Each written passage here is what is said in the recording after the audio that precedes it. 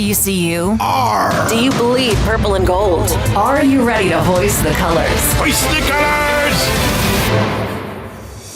It's time for the most in-depth look into the world of ECU athletics. Welcome to Hoist the Colors with your host, Stephen Igo on 94.3 The Game.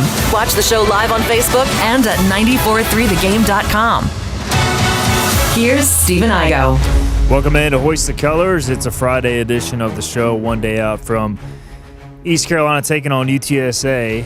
And just being frank from the top, we are recording this show. So if you have a question or comment or a concern, you can drop it in the chat on YouTube as we are premiering as we speak, but we will not be able to respond. I'm in the air to San Antonio, and the guys are getting ready for the weekend ahead, which will include ECU at UTSA, 3:30 Eastern on Saturday, 2:30 Central Time. Bobby Harward, he is in studio. Bobby, how you doing? Doing good. I was going to ask you, if you didn't address that, people may have some questions if you were just wearing the same clothes. I'm just going to wear the days. same shirt every day until the Pirates lose again. I've actually been wearing the same shirt for the past month. Yeah. I mean, it works. As long, you just have your closet full of those same polos. Yeah. And not only is it football game day tomorrow, it is basketball game day tonight for those who are interested in Pirate hoops still. Glad you mentioned that because I would not have. Yeah. I would have. Honestly, A, forgot. B, yeah, I'm just going to stop there before I get in trouble. I'll say I forgot the Wilmington game, and I think I forgot the Elizabeth City State game before that too, but, you know. I would say the only one I kind of forgot about was Richmond. And it was just because it was in the middle of an ECU football game, and then I was like, oh, crap. This thing's started 10 minutes ago, so I missed the first, up until the first media timeout, but then I remembered. Charleston Southern ECU Pirates get done, Bobby? No. Charleston Southern? I don't know. Dude, they scored 61 last night in the first half. That's one more point that we scored the whole game. I think Wilmington gave the blueprint of how to play the Pirates defensively, and until they start making shots or slow the pace down, like y'all said a couple shows ago, then I think we're just going to struggle offensively. And right now, really nobody else can score except for Riley and Gio down low. So, and Riley's not shooting threes; it's this mid-range game. Yeah, it's a tough watch right now, guys. It really is. But, hey, 4 games down, 27 to go. So long season. Pirates still turn around. People have said Shorts tends to get it going a little bit towards January, but I don't know this year. We'll see. Hopefully they win that one because after that they got the Fort Myers tip-off, Michigan State on the horizon along with St. Bonaventure. But let's talk some football today. East Carolina at UTSA. I'm in the midst of writing a story on UTSA's win streak, obviously 24 in a row at home in conference play. Now, they are beatable because Texas State beat them earlier this year. They also lost to Army at the beginning of the 2023 season, so it's not like they'd never lose at home. But for some reason or another, some of the stats that just are amazing to talk about. Owen McCown at home is averaging 267 yards passing per game with 13 touchdowns and no picks in 4 home games this season. On the road, he has thrown 6 interceptions and 7 touchdowns with just 187 yards passing per game. UTSA as a team is averaging 48.3 points per game inside this season, obviously inside the Alamo Dome, and 21.7 on the road. So the splits are, beyond dramatic, Bobby Harward. So, what do you make of that? Is this the St. Louis Rams of the early 2000s? The greatest show on turf? The greatest show on turf. It's truly wild. I'm curious if he hadn't thrown any picks at home and they lost to Texas State at home. What happened in that game? It did look like it was a shootout looking at the score. And that was one thing. I do think their defense is not great. They have struggled with fast-paced offenses, a la South Florida, who's actually very similar schematically to us offensively. North Texas, who's more of the pure Mike Leach air raid kind of system that you would think of with Eric Morris. And then Texas State, I believe that is Klein, who is also probably more in that spread air raid than the what is it, veer and shoot is what they call it, but still spread and up-tempo nonetheless. So I'm looking at the box score. Texas State won 43-36, 0 turnovers by the Roadrunners. And basically Texas State just outscored them 454 yards compared to 464 from UTSA. The Bobcats did turn over once. Time of possession was about even, and so almost was like a dead even game. Texas State scored 14 in the fourth quarter compared to UTSA's 8. So I know we got some comments on Thursday saying they feel good about a Pirates comfortable win, similar to Temple. I don't know. I mean, I guess it's possible. I think it's going to be tough, man. Like, even the games UTSA has lost at home, like when they lost to Army, I want to say that one was late game or in overtime in 2023. They also, in 2022, played Houston. They lost that game at home, but it was 3 overtimes. You look at their 3 home losses under Traylor, like, they were all at the buzzer, basically. So I just feel like it's going to be a dogfight either way. I mean, I would love to be wrong and see ECU smack UTSA, but I don't know if that's in the cards. Yeah, I think it's funny. I think somebody put this on your message board, had mentioned it, that, if we were at home, I mean, I could see us being like an 8.5 point favorite and would probably feel comfortable taking the Pirates. And I think we kind of saw that last year when they came here and played, and, we handled them pretty well. But down there, it's just, for whatever reason, it's a different beast. I'll say, watching the Tulane game, so when I did the film breakdown, I watched the game at Charlotte, which was, again, on the road for them, and then Charlotte's not a good football team. They were very basic, very vanilla. So I was like, this cannot be their offensive scheme if they beat Tulane. And then going and watching the Tulane highlights, dude, Tulane just beat themselves. I would say Tulane probably looked more talented than they did on the film, but they just beat themselves. I think they had 4 turnovers. They missed a 23-yard field goal, and then after their first drive in the game, I think there was a penalty on the extra point maybe. They went for 2 and didn't get it. So you wonder if that kind of killed some momentum that they had. But the key for the Pirates defensively is not let Owen McCown get in a rhythm. If he gets in a rhythm, then it's going to be a shootout. If we can restrict that or throw him off his game a little bit, I do think we have a good chance. We were talking about that on Thursday with Greg Luca, who covers UTSA, and I basically said, look, when he gets in a rhythm, it's a wrap. Now, you pointed out in your great breakdown that basically they utilize a ton of short passing game. And the reason they do that is because, A, their offensive line isn't really good, and B, under pressure, Owen McCown is not good, and he's not good when he's blitzed. I referenced these numbers on Thursday, but he, when blitzed, is posting a 55.3 PFF rating. All 6 of his picks this year against the blitz. He also has had 8 turnover-worthy plays and 1 big-time throw against the blitz. When he is not facing the blitz, 9 touchdown passes, 0 picks, 5 turnover-worthy plays, and 9 big-time throws. So, it's a cat and mouse game because if you blitz against a short pass, you can get burned. So how would you address that if you're Josh Aldridge? Yeah, it's going to be, and I mentioned this, they're going to have to pick and choose their blitzes pretty wisely because, you got the passing element like you talked about and the quick short pass game, also with the rollout. So I would essentially look at their tendency breakdowns of, all right, is it 1st and 10, P and 10, for those who don't know the difference, P and 10 is the start of a drive. There's a difference tendencies by play callers at the first play call of a drive than there is just on a traditional 1st and 10 after a first down. And then your second downs, when are they doing these rollouts? Because you would like to bring field pressure to those rollouts, so you're blitzing into the quarterback trying to roll out.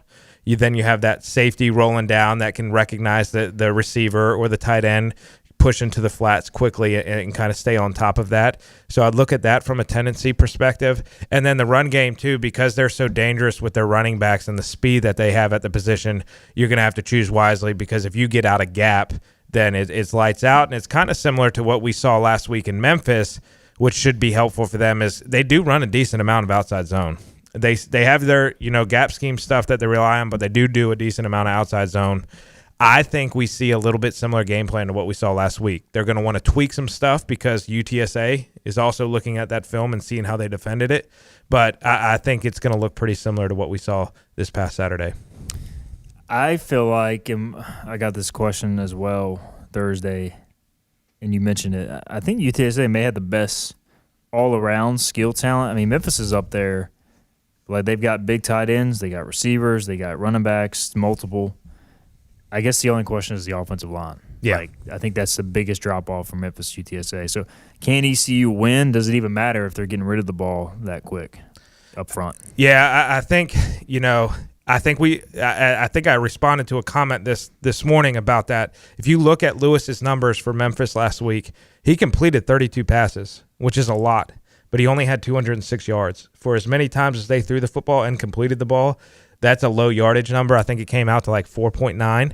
I think what we'll see is ECU play that way, and they sat their corners, 4 or 5 yards off instead of a traditional like 6 or 7. And instead of bailing, they just sat there and say, hey, you can complete the hitch, but, you're not going to continually move. You're going to make a mistake at some point in time, which we saw happen a little bit. But also we're not going to get beat over top. And then when you get beat over top, that momentum then shifts, and that becomes a big play. That's how Owen McNown gets into rhythm.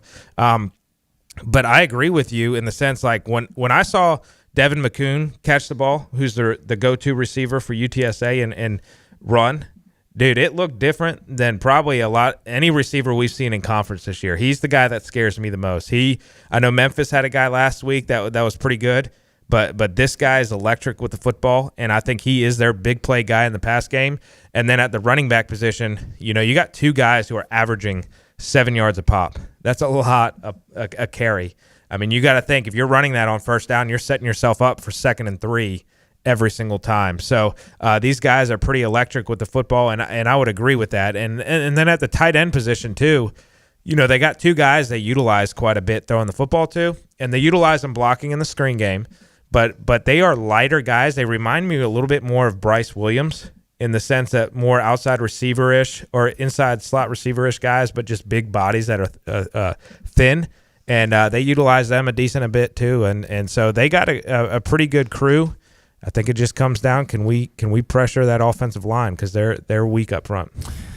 And you mentioned the short passing game. Even if it's not a series of sacks or like 5-6 sacks throughout the game, even I feel like, to me, this is going to be a high-scoring game, or at least a lot of long drives. And if you have a 2 to 3 series where you get them behind the chains, 2nd and 15, 2nd and 16, or pressure leads to intentional grounding, I think that's going to make a world of difference, because I think they're going to want to stay on schedule with that approach. Yeah, no, I think that's a really good point, because if we can continue to put pressure on them, and then they feel that pressure of having to take a deep shot that they're kind of uncomfortable doing, that works in the Pirates' advantage. So I agree with that.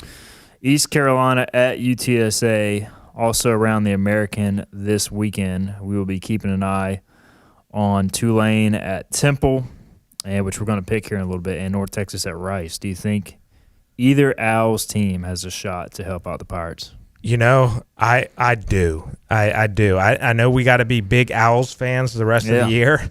Except for the Florida Atlantic Owls. Yeah, exactly. But, Temple playing both of Tulane and North Texas, and then Rice. I think Rice is going to give – here's my hope. There's some noise with these 2 head coaches at Tulane and North Texas.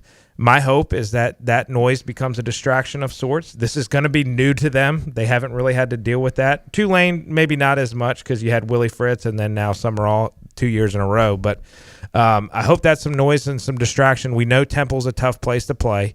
But to me, I think Rice could give North Texas some fits, because they run kind of a triple option offense. And if North Texas makes some mistakes, that could play into Rice's favor. And Rice is giving out free beer. I mean, what is up with that? Any team given free beer should automatically be granted a W, I think. But that's just me. They'll still only have 10 people show up. Probably. It's still the weirdest place I've ever been. It is. Rumor has it, due to the free beer, it's going to be 11 at this game instead of 10. There's one other guy, one guy who's like a mediocre sports fan. His buddy said there's free beer, and he said, okay, I'll come. So 11 is he expected at 10. Hey, the 11th man could make the difference. You never know. As the Rice Owls need all the help they get or can get, and the Pirates need the help. Hopefully they can take care of business. ECU at UTSA on Saturday.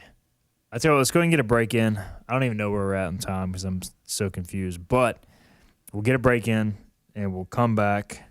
We'll pick this game. We'll pick other games as well in the college slate. This is Hoist the Colors on a Friday. The team of Flatlands Jessup is working overtime to help ensure that Eastern North Carolinians like you get the health insurance help you need this open enrollment period. New legislation passed, meaning more people than ever qualify for affordable coverage. Let us help you today. Big tax credits are back. Get a 30% tax credit, up to $2,000 off your new Mitsubishi electric heat pump install. Let Comfort Master help you take advantage of the tax credits with a qualifying Mitsubishi electric ducted heat pump or non-ducted Mitsubishi electric mini splits. Mitsubishi electric mini splits are ideal for bonus rooms, garages, or sunrooms. If you need a new HVAC unit, call Comfort Master today. Call Comfort Master. Call Comfort Master. You know what the problem is with standard belts? Usually you have to choose between too tight or the opposite, too loose. But with Anson Belt and Buckle, you don't have to choose. We got rid of the holes and instead have a track system designed for micro-adjustability. That way you can enjoy a perfect fit every time. Anson Belt and Buckle. Find your perfect fit today.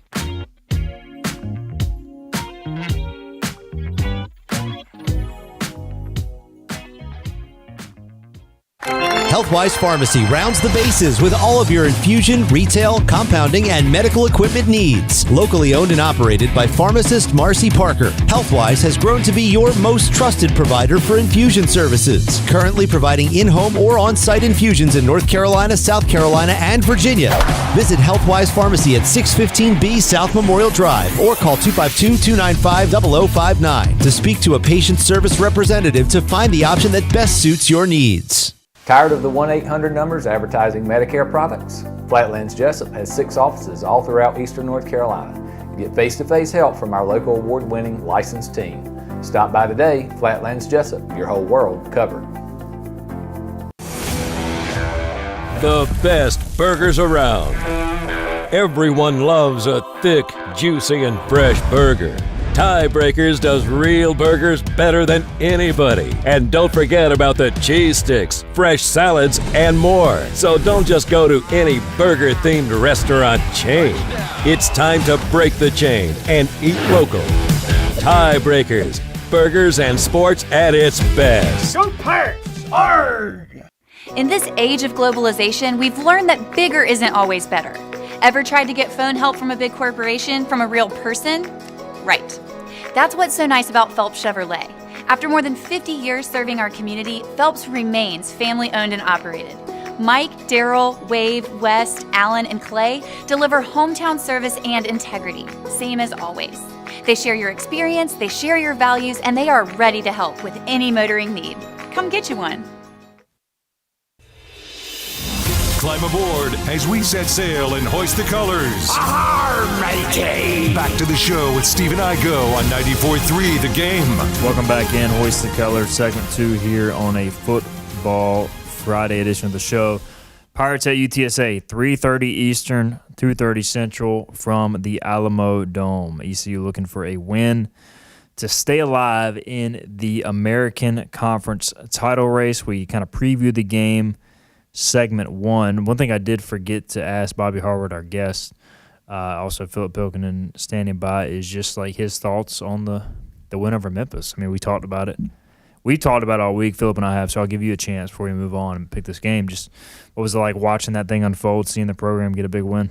You know, I had a ton of FOMO happening being at home. That was I missed the Campbell game, but this was the other game I missed, and I hated missing it, but you know, we just decided to hang at home, and I tell you what, it looked like an awesome atmosphere just on TV.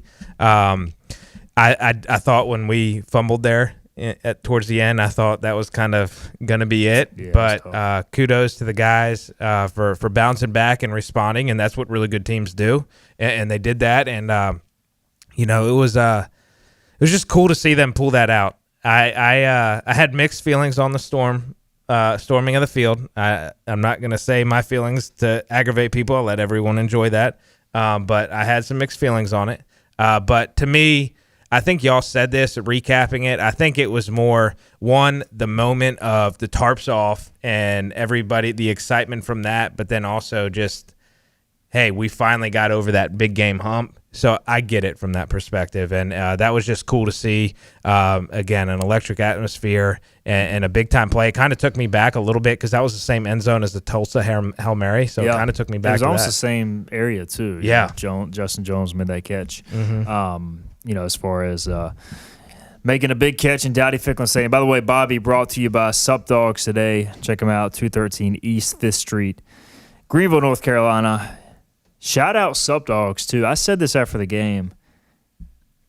I don't know if ECU wins the game without Sup Dogs. And, like, that Dude, seems seriously. like a stupid statement, but, like, I legitimately feel that way. Bro, the way Brett continues to step up, like, I mean, he just goes above and beyond. It's incredible. And, you know, yeah, just the support that they've continued to show this university in different ways and trying to be creative and knowing, like, hey, we recognize students are leaving the games early. You know, nobody else is stepping up. What can we do? And that's really cool. Awesome stuff with the giveaways in the fourth quarter. And if they don't do those giveaways, maybe Tarp's off crew doesn't stay and Pirates lose the game and we're miserable right now. So here we are. You know, I regret not going Tarps off at home. You should have done it, man. I apologize. Yeah. Could have got the whole family, including Tarps off. You know? Yeah. Let's pick this game. ECU, UTSA, 2.5 is the line. As of the time I sent these over, if they change, then so be it. But as of when we're picking this game, ECU is a 2.5-point favorite at UTSA. Who wants to go first? I'll go first. Okay. Yeah, because I'm going to keep my jinx. I'm wrong, I think, like 7 weeks in a row now probably with ECU. I'm going to go Roadrunners here. Again, similar to what I talked about last week, Pirates need to prove me in a big game. UTSA needs to prove they can lose one of these games. And to point, this has not happened, I think, since when I was looking at Wikipedia, 2019. So that's a long time. They were in Conference USA. So right now I'm going to go the Roadrunners. But I do feel that ECU has a good fighter's chance in this if they can keep it rolling offensively. I've been right a lot this year, and I'm hoping I'm wrong on this one because my gut is telling me UTSA, and I don't think it's a letdown spot. I think UTSA is just a different animal at home.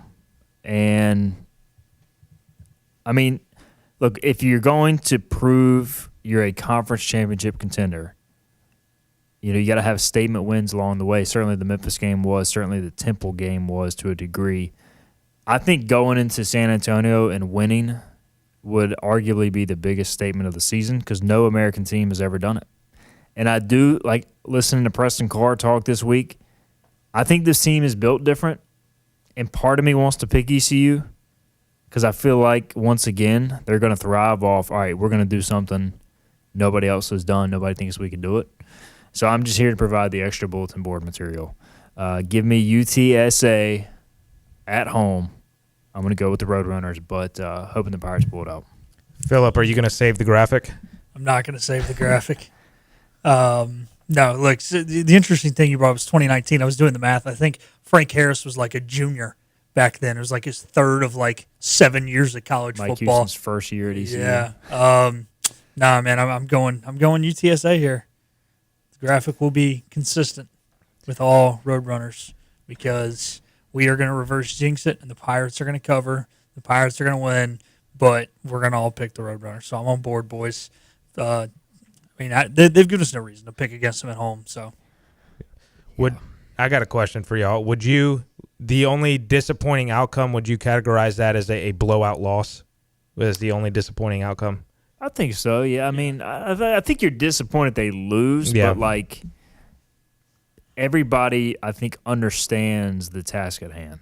And so, like, if you go in there and look uncompetitive, I think you're very disappointed. But, like, if you play well and UTSA just plays great and beats you, I mean, there's obviously, if you lose, there's always going to be that natural disappointment. But, like, I don't think anybody's going to be, like, fire Blake Arrow or anything like that. Yeah. And nobody should be like that regardless of the outcome. But, I just think, to me, there's a good chance ECU plays well and still loses if UTSA plays to their potential.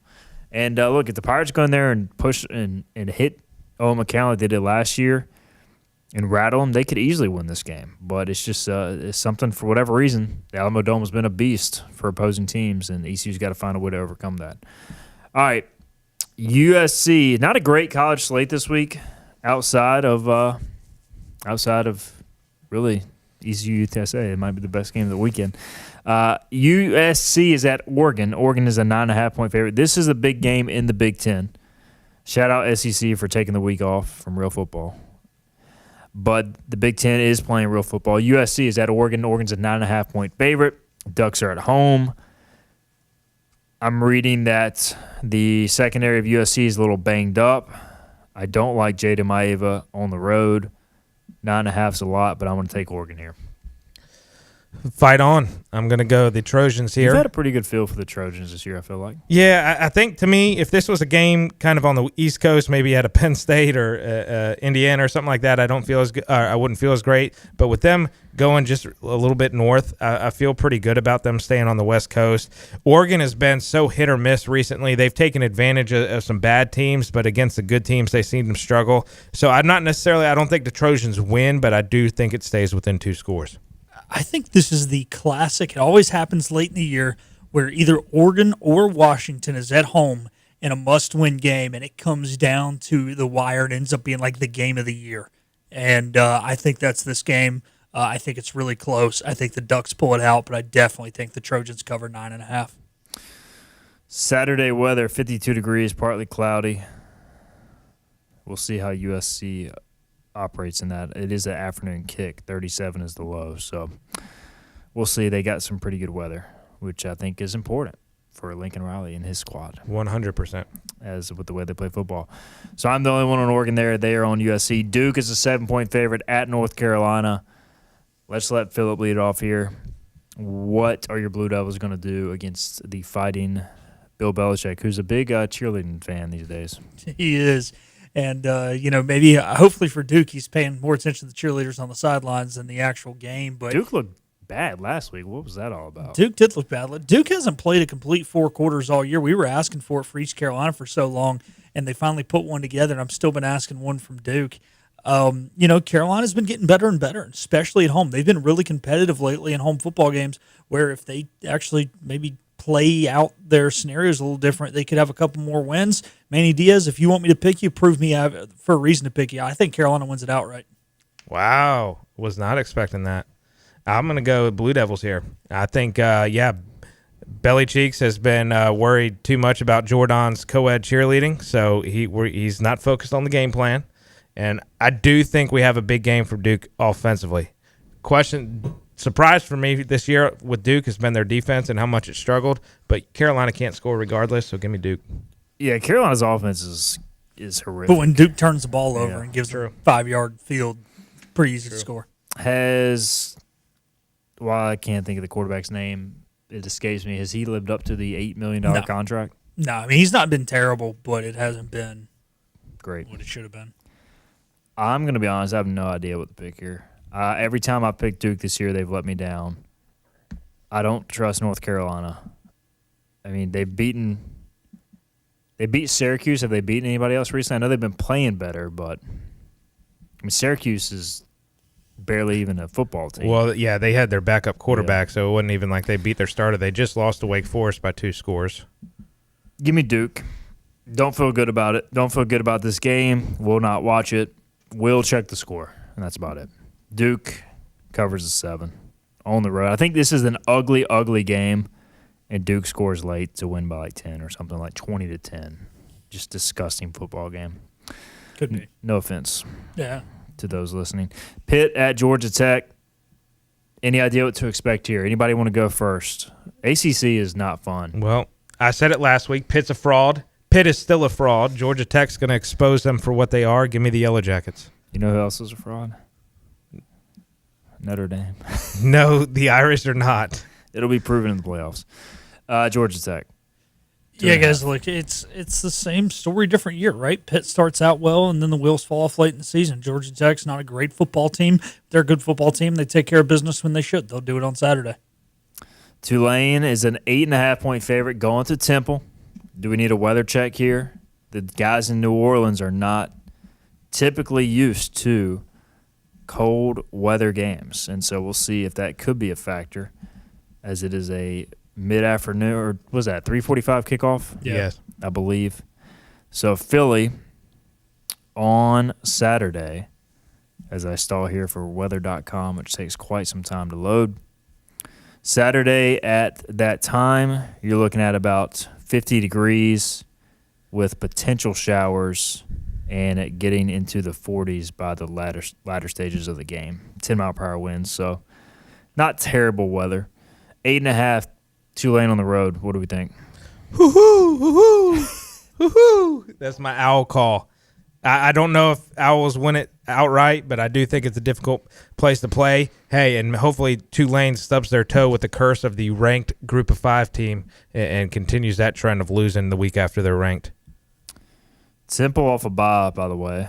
They've been beat up in the secondary, so that should help them. You look at their games this year, outside of Oklahoma, they've been pretty competitive, and ECU. I'm going to go Tulane, though. I think this is a close game. Tulane scores late. It's kind of similar to Duke for me. Yeah, I'm going to be opposite you again here, Steven. I just think that off a bye, they're really well coached. They're going to be ready for this game. They know that this is probably their last chance to clinch bowl eligibility. They play a really tough game on the road next week at North Texas. They're 5-5 right now. They know this is their opportunity. They at least keep it close. Hope Owls pull it out. And, yeah, I did listen to some of Casey Keeler's press conference. He's still high on the Pirates. He said the Pirates may sneak up and win the whole thing. So he's a smart man. The whole thing? Like the whole thing? He said the whole thing. So, I mean, he might mean national title. Well, maybe he's been listening to Hoist the Colors and hearing Phillips' national title aspirations. Hey, man, you want to achieve it, you got to believe it. That's right. BYU is at Cincinnati. This is a interesting game. BYU is a 2.5-point favorite. Cincinnati coming off a bad loss. Nippert Stadium. Pretty fun place to play. BYU needs to win to stay alive for the Big 12 title game. I think they find a way. They're 2.5-point favorites. I'm going to go Cougars. Do you know if I'm doing the Bearcats or the Cougars? The Bearcats or the Cougars. You don't know. I'm going the Cougars. I think Cincinnati has proven to be a little bit of a fraud here the last few weeks. BYU's playing really good football. I know they're traveling, but they're going to be a more physical team, and they're going to dominate up front. They are, and they know what's on the line. There's a good chance that only one team gets in for the Big 12. They want to give themselves the best opportunity. If they do slip up in that title game, again, I just want to be a slip up. They're going to be dogs against Texas Tech. The game's probably going to be played in Lubbock. But with that being said, they know they need to beat teams and beat teams badly right now. I think they take care of business. I don't think it's close. There are your college picks, and we will be back with more NFL on the other side. No Commanders, no Broncos to pick this week, and we get to pick a Panthers Monday Night Football game. Yay! Can't wait for that. This is Hoisted Colors on a Friday.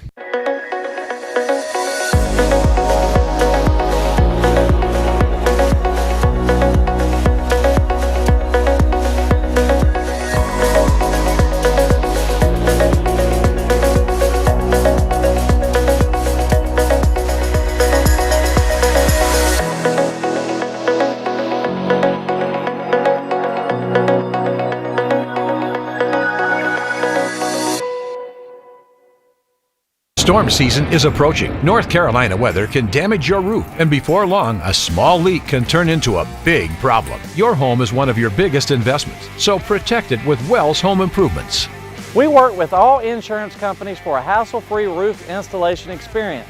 Call us today and get 10% off your roof installation when you mention this commercial. 252-227-8403 or visit us online at wellshomeimprovements.com. Wells Home Improvements. Local, honest, dependable.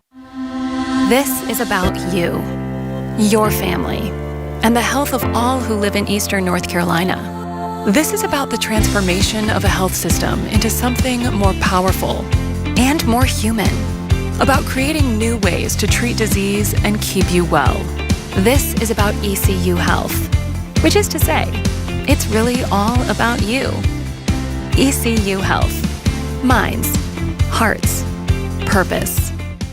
You have a choice when you invest in insurance, and when you choose First State Insurance Advisors, you're working with people you can trust. Clark Stallings has deep ties in the community. His team, including Keaton Smith, Regina Asby, Phil Leyva, Max Joyner Jr., Max Joyner III, and Ginger Smith, provides knowledgeable and professional advice. First State Insurance Advisors is an independent insurance agency. They offer all types of personal insurance as well as various types for business. Call or email First State Insurance Advisors today. We want to be your trusted choice agency.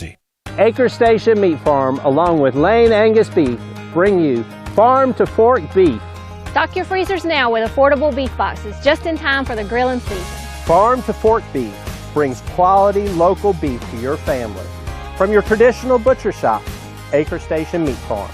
Come on down to Acre Station Meat Farm and find out why we're #1 in fresh cuts and friendly service. Acre Station Meat Farm, Highway 32 North, Pinetown. At National Finance, we're all about hometown support, just like ECU football. National Finance helps us win on and off the field. They've got your back when you need it most. Fast, easy personal loans for life's big plays. And just like us, they're committed to Eastern North Carolina. National Finance, proud supporters of ECU athletics. Visit nfcmoney.com for loans as fast as today. The Pirates play here. Arr! This is Hoist the Colors Radio with Stephen Igo. Yes! That was so good! On 94.3 The Game. All right, welcome back into Hoist the Colors Football Friday, third segment. We've made some college picks. We've had discussions, I should say, about ECU and UTSA. Any bowl predictions for ECU UTSA, by the way, before we move any further? Anybody got any bowl predictions they're willing to throw out? Oh, punt return for a touchdown. I'm going to do it again. Hey, Charlotte did it. Charlotte did it, or yeah, I think they did, or they got really close. One of the two. They busted one. Charlotte returned a punt? Yeah.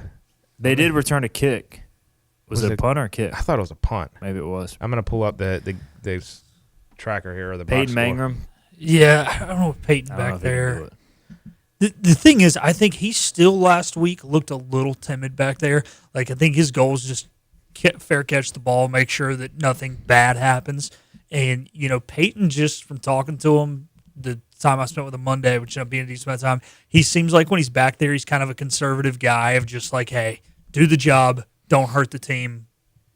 So I just don't see him breaking one. What do we got? It was not all the way return all the way for a touchdown. When I saw it was in the second quarter. They did return a kickoff, though. Gotcha. So, special team suspect. Add that to the scouting report. There you go. Pirates could win in the third phase of the game. And that could make a difference in a close game. Yeah, I'm going to go Caden Hauser, 350-plus yards. Love that. Side note, since it's showing right here, attendance guesses for the UTSA Charlotte game. Oh, God.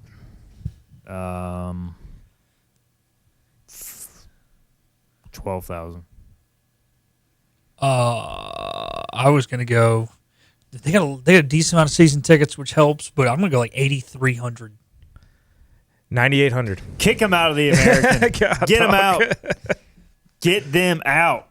Awful. You can't even get 10,000 to a damn football game. Conference game. Disgusting. Yeah, Get it them ain't like out. they were playing Campbell. Sad, man. All right, NFL picks. All right, so transparency here. We're picking this game at 2:46 p.m. on Thursday. I don't know if Joe Burrow is playing or not. And so as I sit here right now, Patriots are a 7-point favorite over the Bengals. We're going to pick this, I guess, as Joe Burrow. If he was playing, this line would be closer, right? Yeah. So we're going to pick this as Joe Burrow not playing, and we can change it if he is playing. How about that? Y'all good with that? Yeah. All right, Patriots, 7-point favorites at the Bengals. I'm still going Bengals. I think the Patriots are finding ways to win, and they're going to do it again here, but it's going to be a little ugly. But the Bengals cover. Phillip, you go. I'm still a little undecided. Yeah, Flacco seems to keep them in games. You know, as long as the offensive line can hold up relatively okay, this game should be close regardless. So I am going to go. I'm going to go Cincinnati with it being this extravagant of a line. And if Burrow plays, man, I think it's just that initial spark of a guy coming back. Kind of reminds you like when Cam came back to the Panthers and they looked really good that first game. I think they win. I don't think they're the better team, but I think if he comes back, they do win the first one. Yeah, y'all are kind of confirming what I was thinking there. I'm going to go Bengals here to keep it close. I just don't know. I mean, Patriots are good, but they're due for a little bit of a letdown. They've won too many in a row. Colts are at the Chiefs. Chiefs are 3.5-point favorites. If this playoff started today, they would be out. I think they get a win, It's just a matter of how much. As they return home to Arrowhead, I'm going to side with more than 3.5. Give me the Chiefs at home. I'm going to go Colts. Chiefs win by 3. I think they win by a field goal. The hook is very important here. It is very important, but I think that they know what's at stake, and they know they're playing the team who's the number 1 seed. They knew it versus Denver, and it didn't matter. True. But they only lost by a field goal. So. Yeah. I think they right the wrongs from last week. Also, I think Denver's better than Indianapolis, too. So give me KC to win it outright. Give me the Broncos to go to sleep as the 1 seed at the top by themselves after both Indianapolis and New England get beat on Sunday. That would be a great feeling. So they lose to the Commanders with us in attendance. Yep. Bears are a 2.5-point favorite in a somewhat important game, as Philip and I were talking about. Steelers at Bears in Chicago. Both teams in the playoff mix. Is Aaron Rodgers playing? Yeah, I just saw that he took the practice field with I can't even remember the word that was utilized in the tweet, but a device on his hand. That wasn't the word, but something like that. I was about to say a device. Sounds like he's got like an ankle bracelet on, like he's got in some sort of stabilizer, according to Brooke Pryor. Aaron Rodgers out of practice with his left wrist and some sort of stabilizer. So, give me the Bears. But it is a left wrist. I mean, does that even matter? Yeah. Can I do an asterisk pick? Yeah. All right. Yeah. If Rodgers is playing, give me the Steelers. Otherwise, give me the Bears. All right. Sounds good. I'll leave it blank. That way I remember. Look, I'm not sold on the Bears. I'm just not. Now, Pittsburgh's not a great football team. They're a solid football team, but I don't know, man. Like the Bears are winning the NFC North right now. Like, come on, this is a letdown time for the Bears. I'm just gonna be honest with myself here. Give me Pittsburgh. I'm changing my pick. Aaron Rodgers owns the Bears. Give me the Steelers. If Aaron Rodgers does not play, I'll take the Bears. Okay, I'm gonna leave yours blank too. That way I remember, so I don't accidentally. I don't trust the Bears either. I'm glad you said that. Like, I think Caleb Williams. Still not sold. You sure you want to follow me? I went 0-7 in NFL last week. Did you? Oh, do we have a standings update? Yeah. Do we have a standings update? Let's hear it. So, we got to toggle over there. We're very far. There's a lot of scrolling now this time of year. All righty. So, in first place right now, after a horrendous 4-9 last week, is me at 70-67. Bobby is in second at 68-69. And nice. one game ahead of Igo, who is 67-70. All right. I keep feeling my records gets worse despite winning weeks, but I think I'm just still playing catch up. Yeah. We got 3 more NFL games to pick, and we'll get a break in. Eagles are at the Cowboys. Savon Ravel made his NFL debut out of East Carolina, or what Carolina? Yeah, Carolina. Yeah. They were missing a letter. Better than Eastern, I guess. But he looked solid, 19 snaps defensively. Eagles are a better team versus Cowboys' last gasp. Eagles. Give me the Eagles. Yeah, this is the final nail going into the coffin of any playoff hopes for the Cowboys. That's what you hear right there. Give me the Eagles. Lane, I regret this, but fly, Eagles, fly. The Eagles, they had a big win last week, didn't they? Yeah, they beat the Lions in ugly fashion. I think they won a big game the week before, too, if I remember correctly. Could be wrong on that. They beat Tampa Bay a few weeks before that. I think they were due for a letdown. That offense isn't clicking. Dallas can put up some points. Give me the Cowboys. Win it outright. Disgusting. But I could see it.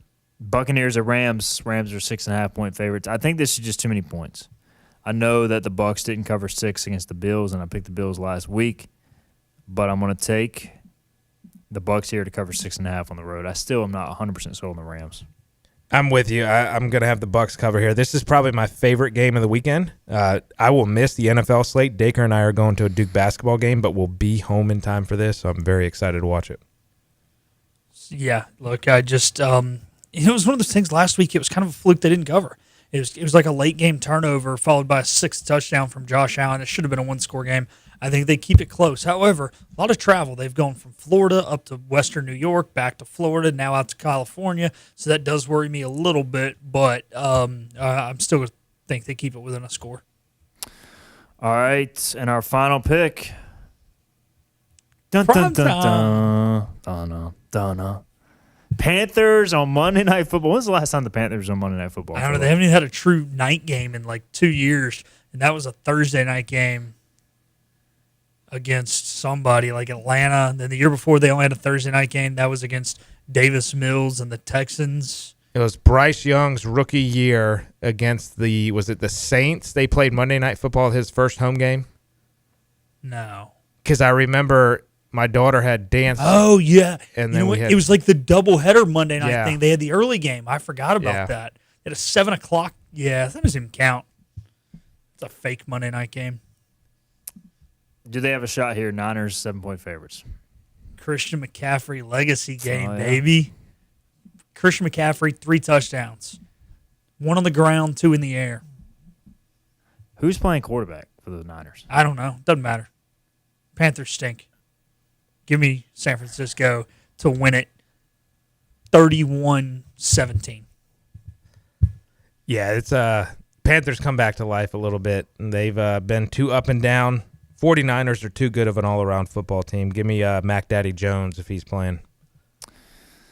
I'm going to go Niners as well. Niners are just a better team and more trustworthy in the spot. So, by the way, your playoff picture, if the season started today, which it does not, in the AFC, Broncos, Patriots, Colts, Steelers. First teams in, division winners. What are we back in, like, 2005? I think those actually were the division winners from 2005. I think is what it was. The last time those 3 were all at the top, or all 4 were at the top. Bills, Chargers, Jags, current wild cards.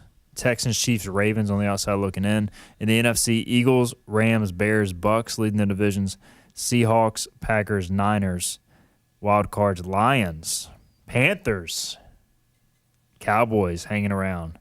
And that's about it. Yeah, let's Commanders roll out. Let's just be honest about the NFC. There are 8 teams in the NFC that can make the playoffs right now. It's the 7 that are in and the Lions. Nobody else has any chance. Don't sleep on the Manders. If the Panthers win, they have a 33% chance to make the playoffs. The Commanders have a less than 1%. Less than 1% chance to make the playoffs. The Commanders have a better chance of not winning a game the rest of the year than they do making the playoffs. Yeah, that's probably true. Now, the good news is, to your point about the Broncos losing, I believe we get Will Harris, our defensive captain in the back end back. Should get Terry McLaurin, and we'll see about JD5. Maybe we'll talk about that game on the other side. We still got a few minutes left. We'll get our final break in. We will come back. We'll wrap up the show after this. Hurry to Greenville Toyota for model year-end savings on a Camry. Just $229 a month. $229 a month. Or new RAV4, $279 a month. $279 a month. Only during our model year-end move-out. Right now at Greenville Toyota. You know what the problem is with standard belts? Usually you have to choose between too tight or the opposite, too loose. But with Anson Belt and Buckle, you don't have to choose. We got rid of the holes and instead have a track system designed for micro-adjustability. That way you can enjoy a perfect fit every time. Anson Belt and Buckle. Find your perfect fit today.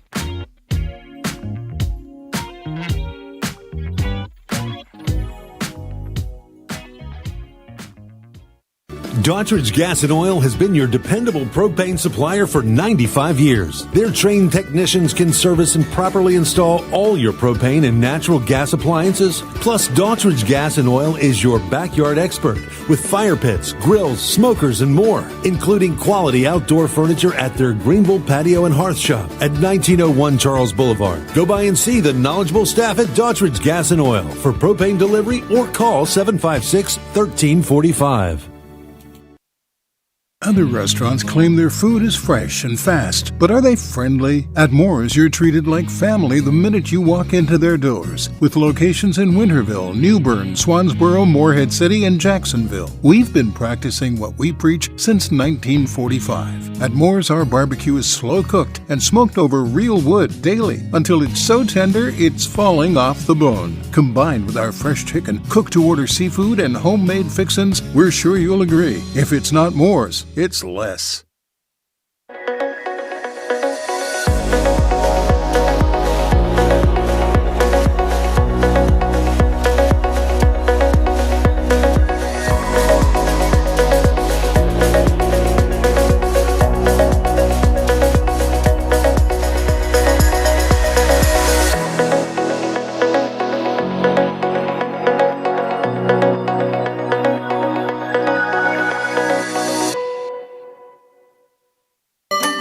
Your confidence makes everything look good. You see the world in vivid color, not black and white. Swing through your neighborhood Fantastic Sam's cut in color. And let our experienced stylists take you from everyday to extraordinary. Fantastic Sam's hair salons are locally owned and operated. Our full-service salons are conveniently located in Goldsboro, Kinston, Greenville, New Bern, Jacksonville, and Calabash. Stop in today at Fantastic Sam's, where the possibilities are endless. It's Greenville Toyota's model year-end move-out. Save on a new Corolla, just $149 a month. $149 a month. Or new Tacoma, $249 a month. $249 a month. Now get a move on and save at Greenville Toyota. Everything you need to know in the world of ECU athletics. This is Hoist the Colors with Stephen Igo on 94.3 The Game. Welcome back in. Final segment here, Hoist the Colors on a Friday. We're talking Commanders, Broncos. We're all in, baby. Sunday Night Football. We'll be there. Philip will be there. Bobby will be there. I will be there. If you're going, let us know. And we're sitting in the lower level. Bobby and I, we really splurged on our tickets. Now, we did get our tickets for approximately $130 less than Philip in the lower level because this is why you know, there's pros and cons to go into sporting events. Philip, you guys bought them early. You know, Bo Nix, Jaden Daniels, Commanders, Broncos looked like a great matchup in the preseason. Bobby and I, we were like, I don't know if we really want to go to this game. We wanted to go, then we didn't want to go, and then we waited. Here we are, and we got some pretty good seats for a good price. We did. I mean, if you think about when the schedule was first announced and we looked at tickets, it was $280 in the upper deck, and we got $100 a pop in the lower level. Yeah. Are y'all are lower level, Philip? Yeah, we are. I know we're lower level because they didn't want to go like cheap. But my roommate Thomas, his cousin Claxton, handled all the ticket stuff, so I just Venmo'd the guy. Gotcha. I'll show up wherever they tell me to show up. Claxton, man, come on. What's really gonna be funny is if we're sitting in the same section because they are in the lower level behind the end zone, which we are as well. We just don't know which side or which. Oh, we are. We are the section or in the end zone where the tunnels are at, because I was going to tell you we're going to be like a section over from the Broncos tunnel. Go. So I had looked at Broncos side for you, but just because of the visiting fans, it hiked up the prices and the Broncos being good. And then I think we'll have a day of watching why Steven's flying in at the Tap Sports Bar potentially and MGM Casino of just I'm hoping guys being dudes, watching ball and hanging out. I'm really hoping that as I'm flying back, I'm trying to book a conference championship trip as well for the following Saturday. Why would you want to book one? Friday. It's going to be in Greenville. Pirates and the Midshipmen in Greenville. Why would you need to book it to stay at your own house? First off, I got the date wrong. So, yeah, apparently I'm going to be going out of town for a Friday game on a Saturday, so I got to figure out what I'm doing. It's been so long since the Pirates have been in a championship, I just don't know what to do with myself. Forget about it. Which, speaking of, we got a few minutes left.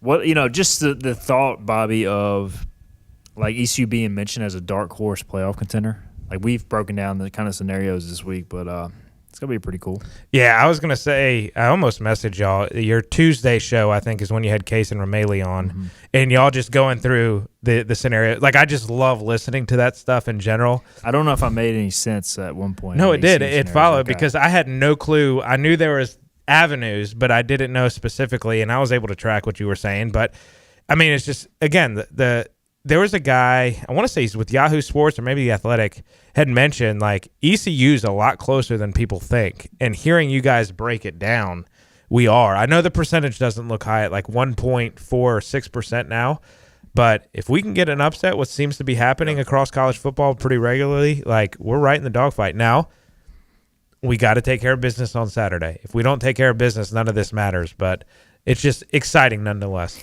It's November 20th, and we're talking about ECU in the college football playoff, and it still feels like a dream, but it is at least one you can like kind of see on the horizon. Like you can see ECU on the 12 line going to play at number 5 Texas Tech or number 5, dare I say, Georgia or Alabama. Yeah, I had Brittany, my wife, makes fun of me because I'm more into professional sports than I am college. And she's like, why? Like, you had all this affiliation with ECU. We're right close to the university. And to me, for the longest time, ECU just never realistically had a chance. Like in the NFL, your team has a chance every year to go to the Super Bowl. College football, you don't have a chance every year to make the college football playoff. But now with this new format, they do, and it's piqued my interest. All right, complete fantasy lands. We wrap up Friday's show.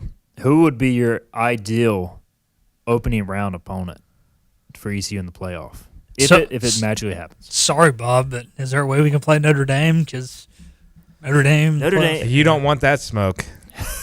I'm just going to go ahead and say it. That defense is different. I don't know if I want the smoke from any of those guys. I mean, even Texas Tech, like their roster is incredible. They have like NFL edge rushers who I don't think ECU could block. The one team, I don't know if ECU could score against them. Oklahoma. If Oklahoma wins out, I don't know if they'll get to the 5, but I think ECU could win that game 10-7. Here you go. We go back to Provo, Utah, and get our revenge on the Cougars. I would take that. Ooh, I like it. That would be a game I feel like ECU could win. Yeah. So Notre Dame, BYU, and Oklahoma. Those are your dream scenario. Not Alabama or Georgia. All right, we got to get out of here. It's been fun. Everybody enjoy the weekend. Thanks, Bobby. Thanks, Philip. We'll see you guys Monday, 12 noon for the reaction show.